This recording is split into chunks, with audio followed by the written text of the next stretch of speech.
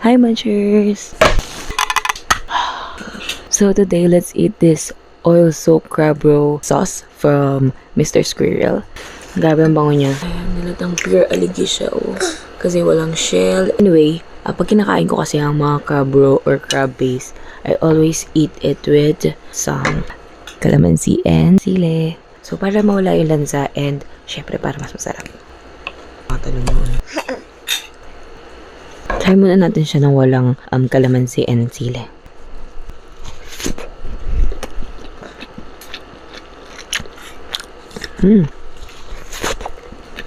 Medyo maalat lang siya for me. Maglagay tayo ng kalamansi. Actually, Pino siya. Perfect siya sa mga hindi mahilig maghimay. Tapos gusto yung mga crab flavor. Katulad ko, hindi ako mahilig maghimay ng mga crab kasi lagi ako naka-nail extension. Sarap. Let's eat. Para mapapakanin ka lagi dito.